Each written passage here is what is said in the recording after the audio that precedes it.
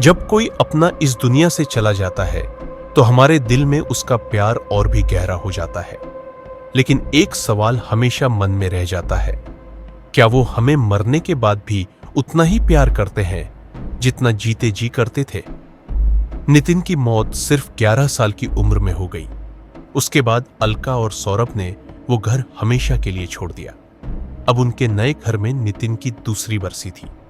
जब से उन्होंने नितिन को खोया था, उनकी जिंदगी एकदम शांत हो गई थी। न कहीं आना जाना, न लोगों से मिलना जुलना, बस घर की 4 दीवारों में सिमट कर रह गए थे। बरसी की पूजा में आए लोगों के बीच एक अजीब सी बात चर्चा का विषय बनी हुई थी। सबका कहना था कि नितिन उन्हें सपने में दिखता है, लेकिन सबसे ज्यादा हैरानी तब हुई जब तारिक ने कहा, वो मुझे सिर्फ सपनों में नहीं, जागते हुए भी दिखाई देता है। ये बात अलका के कानों तक भी पहुंच गई, जो सच्चाई को मुश्किल से कबूल कर पाई थी, अब फिर से बेचैन हो उठी थी।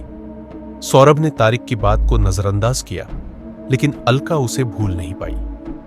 बरसी के करीब 2 हफ्ते बाद एक शाम सौरभ ऑफिस से लौटा ही था कि तारिक का फोन आया। वो बोला, सौरभ, क्या कुछ देर के लिए मेरे घर आ सकते हो? बहुत जरूरी बात है, और हां, अलका को भी साथ लाना। शुरुआत में सौरभ ने मना किया, लेकिन वादा कर दिया कि शनिवार को जरूर आएंगे। और फिर शनिवार को दोनों तारिक के घर पहुंचे।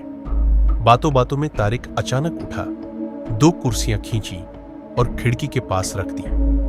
वो खिड़की सौरभ और अलका के पुराने घर की तरफ खुलती थी, जहां से नितिन का कमरा साफ दिखता था। तारिक उनमें से एक कुर्सी पर बैठ गया और खिड़की की तरफ देखते हुए पुकारने लगा, नितिन, नितिन, नितिन। सौरभ को गुस्सा आ गया।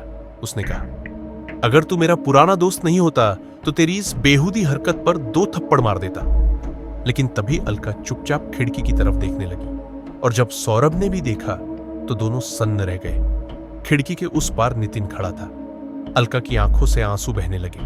वो चीखते हुए बोली, नितिन, कहां चला गया था तू? लेकिन फिर वो अचानक तारिक के घर से भागने लगी। सौरभ ने उसे रोका, बोला, अलका, वो नितिन नहीं है, समझने की कोशिश करो, हमारा नितिन मर चुका है। उस दिन के बाद अलका बहुत उदास रहने लगी। एक रात सौरभ ने देखा कि अलका रसोई में गुनगुनाते हुए काम कर रही थी, जैसे सब कुछ ठीक हो। उसने मुस्कुराकर कहा, अरे उठ गए? जल्दी करो पापा, टिफिन तैयार है। सौरभ को राहत मिली, शायद अलका अब ठीक है। लेकिन जब ऑफिस से फोन किया तो अलका ने हंसते हुए कहा, हाँ हाँ, जल्दी बोलो, मैं नितिन के साथ खेल रही हूं। सौरभ का दिल धड़कने लगा। वो बिना कुछ कहे पुराने घर की तरफ भागा। घर का दरवाजा आधा खुला था। अंदर पंखा धीमे धीमे घूम रहा था। सौरभ अलका को आवाज देता अंदर गया। तभी किसी ने उसे पीछे से पकड़कर जमीन पर पटक दिया। वो उठने ही वाला था कि किसी ने उसके कपड़े झाड़े। उसने पलटकर देखा, वहां कोई नहीं था। ऊपर से एक आवाज आ रही थी। सौरभ सीढ़ियां चढ़ा और देखा, अलका गेंद फेंक रही थी और गेंद अपने आप लौट रही थी। तुम पागल हो गई हो अलका, वो हमारा नितिन नहीं है, चलो यहां से। सौरभ ने अलका को खींचा, लेकिन अलका नाराज हो गई। तुम कभी अच्छे पापा नहीं बने, इसलिए नितिन तुमसे दूर रहता है।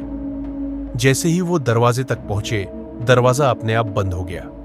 अलका ने प्यार से कहा, नितिन बेटा, दरवाजा खोल दो, पापा को गुस्सा मत दिलाओ। दरवाजा धीरे धीरे खुद खुल गया। सौरभ अलका को लेकर बाहर निकला, लेकिन सीढ़ियों पर किसी चीज से टकराकर वो गिर पड़ा। उसने ऊपर देखा, अलका की लाश पड़ी थी। तो फिर उसके साथ बाहर कौन आया था? नीचे कमरे से दरवाजा खटखटाने की आवाज आई। सौरभ धीरे धीरे वहां पहुंचा। अंदर से अलका की आवाज आई, मैं हूं सौरभ, मुझे बाहर निकालो। मैं मान गई, ये हमारा नितिन नहीं है, वो मुझे कभी नुकसान नहीं पहुंचा सकता था। सौरभ के रुकने का मतलब था मौत को बुलाना। वो भागकर मेन दरवाजे की ओर गया, लेकिन जैसे ही खोला, बाहर नितिन खड़ा था। वो घबराकर एक कोने में बैठ गया। तभी उसका फोन बजा। फोन उठाया। दूसरी तरफ से वही आवाज आई, घर पकड़े रहो, सब यही है। सौरभ ने कहा, नितिन बेटा, हमारी दुनिया अलग है, तुम्हारी अलग। अब मां भी तुम्हारे पास है, बस हमें जाने दो। इतना कहते ही किसी ने पीछे से उसका सिर पकड़कर जोर से जमीन पर दे मारा। सौरभ खून से लथपथ उठकर भागा और तारिक के पास पहुंचा। सब कुछ बताया और दोनों उसके घर पहुंचे। जो उन्होंने वहां देखा वो जिंदगी भर नहीं भूल पाए। अंदर सौरभ की लाश पड़ी थी, सिर से बहता खून जम चुका था।